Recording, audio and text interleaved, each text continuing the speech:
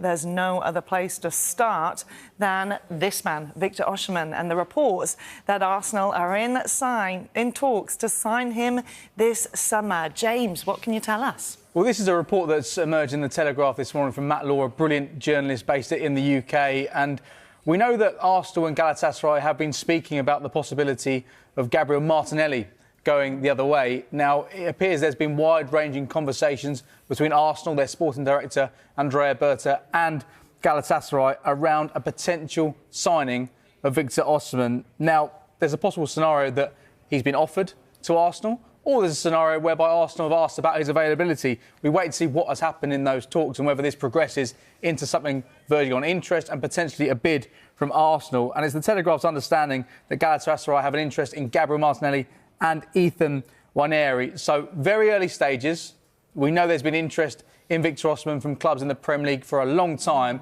We know Arsenal have had an interest in signing a striker in this transfer. We know Julian Alvarez appears to be their main target, but we know Atletico Madrid aren't prepared to let him go for anywhere less than £170 million, around €200 million. So potentially, if that's ruled out, Arsenal need to look at other options if they are serious about signing another striker in this transfer window. And here's a man who's a proven goal scorer. Yeah. So we wait to see if anything develops following these talks between Arsenal and Galatasaray. We know the two clubs are talking. We don't know how serious Arsenal are about signing Victor Osimhen in this transfer window. Yeah, he's often talked about during this period, isn't he? And I mean, is he the guy to unmask Arsenal's? Yes, thank you for laughing at the gag. I'm glad you got it. It's early for that one, but is he the man to unmask their attacking problems? I think he'll certainly help.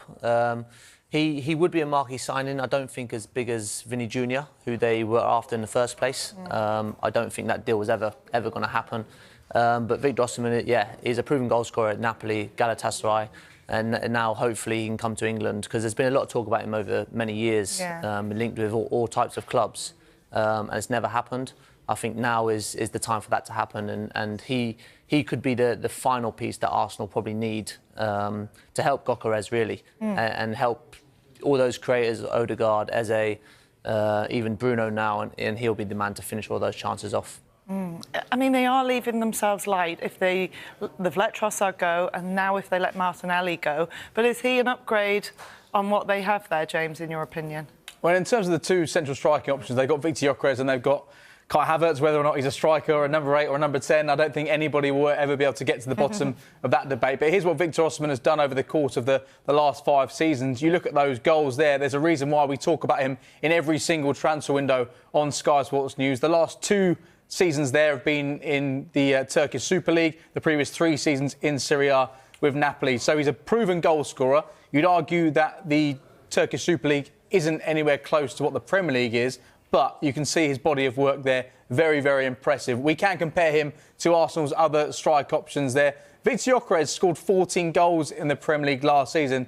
They won the Premier League title, but I think it was a fairly underwhelming campaign from Victor Gyökeres. He didn't start in some of the big games. He didn't score in the big games either. We know Kai Havertz was injured for a large portion of last season, scored in the Champions League final, always pops up with really important goals, whether it be in a Chelsea shirt or in an Arsenal shirt now. And Gabriel Jesus, he's into the final year of his contract. We know there's interest from Napoli in signing him in this transfer window. But you can see Victor Osimhen there, 15 goals from 22 matches last season.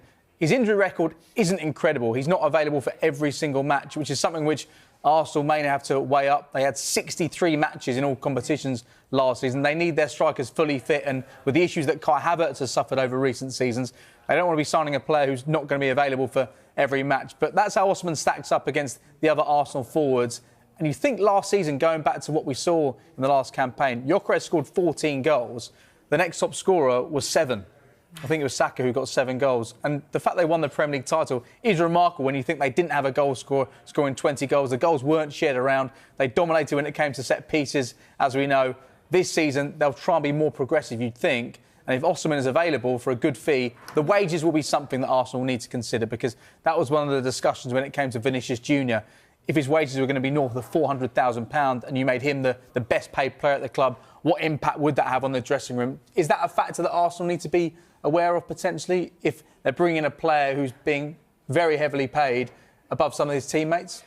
Yeah, it could be. But if he goes on to score 20, 25 goals and wins in the Premier League, I don't think anyone cares. I mean, the lads there, obviously Bruno's gone in and probably a high earner, Declan Rice, but they proved it. And I think if players want to see world-class players come into the dressing room and it's only going to help them, I don't think there should be too much of an issue. There's not too much difference really from the highest to the middle earners. And he's a world-class proven striker, and strikers always get paid the most as well. All right, well, Osimhen has made it clear in the past that he dreams of playing in the Premier League. Here he is, talking while at Napoli in March 2023. Playing in one of the top 5 leagues in the world is amazing feeling for me and a good fit. But of course, a lot of people worldwide consider the Premier League as the best and the strongest league. But of course, I'm on a process. I'm in a phase. So now I'm in one of the best league in the world, which is the Italian Serie A.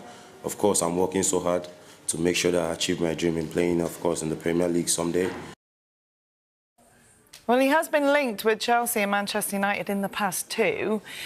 How excited would it be to finally get this man in the Premier League? Because that's going to be the big test for the player, isn't it? Oh, huge. It is a marquee signing for the Premier League, and the Premier League is where we want all the best players.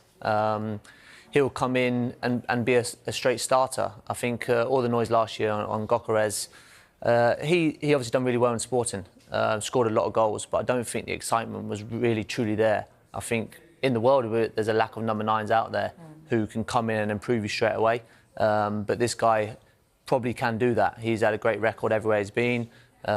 He looks a real threat, and I think he can go into that Arsenal starting 11. And there's not many players that can, and improve them to go to another level.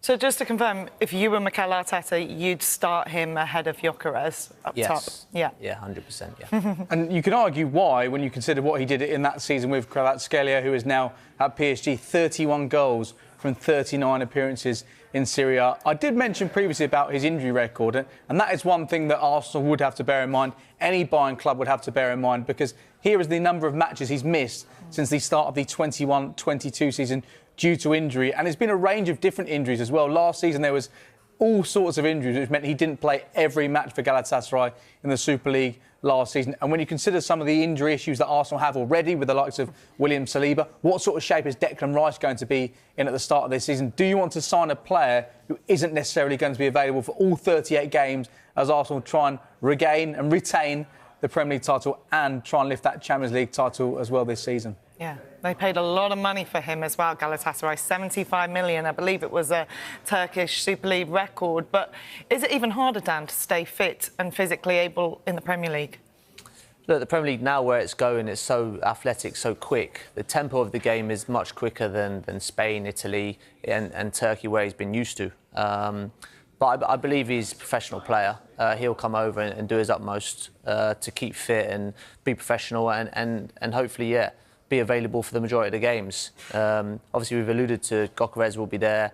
You've got Kai Havertz, you've got Mikel Marino, who everyone sort of forgets about. And You're right. He's popped up in the World Cup and scored 2 really important goals and helped them win the World Cup. And he's a fantastic player as well. So they've got 3-4 options there. But Osimhen and Gyökeres, obviously, are the ultimate number 9s that you need in a team.